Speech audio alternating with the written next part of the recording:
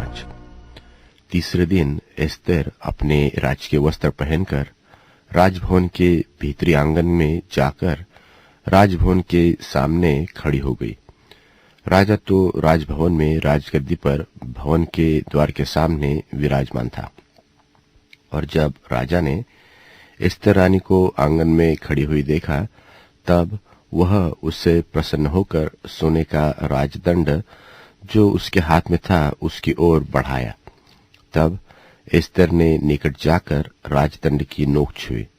तब राजा ने उससे पूछा, हे एस्तेर रानी, तुझे क्या चाहिए और तू क्या मांगती है? मांग और तुझे आधा राज्य तक दिया जाएगा। एस्तेर ने कहा, यदि राजा को स्वीकार हो तो आज हामान को साथ लेकर उस च्यवनार में आए जो मैंने राजा के लिए तैयार की है। तब राजा ने आज्ञा दी कि हामान को तुरंत ले आओ कि एस्तेर का निमंत्रण ग्रहण किया जाए। राजा और हामान एस्तेर की तैयार की हुई च्यवनार में आए।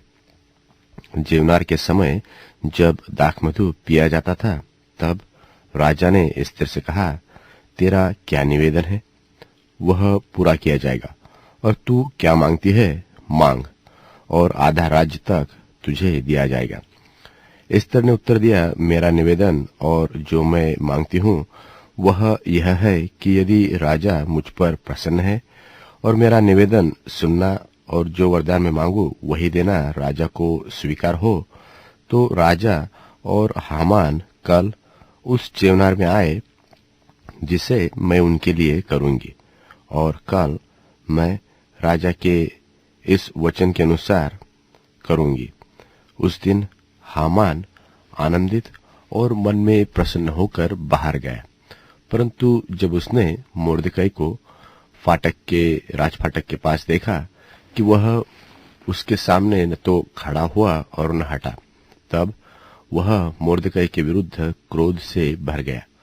तो भी वह अपने को रोककर अपने घर गया और अपने मित्रों और अपनी स्त्री जेरेश को बुला भेजा। तब हामान ने उनसे अपने धन का विभव और अपने लड़के बालों की बढ़ती और राजा ने उसको कैसे कैसे बढ़ाया और सब हाकिमों और सब अपने और कर्मचारियों से ऊंचा पद दिया था, इन सब का वर्णन किया। हामान ने यह भी कहा कि एस्तेर रानी ने भी मुझे छोड़ और किसी को राजा के संग अपनी की हुई च्यवनार में आने न दिया, और कल के लिए भी राजा के संग उसने मुझी को नेवता दिया है। तो भी जब जब मुझे वह यहूदी मोर्देकाई राजभवन के फाटक में बैठा हुआ दिखाई पड़ता है, तब तब यह सब मेरी दृष्टि में व्यर्थ है। उसकी पत्नी जेरेश और उसके सब मित्रों ने उससे कहा, 50 हाथ ऊंचा फांसी का एक खंबा बनाया जाए और बिहान को राजा से कहना कि उस पर मोर्देकाई लटकाया दिया जाए। तब राजा के संग आनंद से च्यवनार में जाना। इस बात से प्रसन्न होकर हामान ने वैसा ही फांसी का एक खंबा बनवाया। ही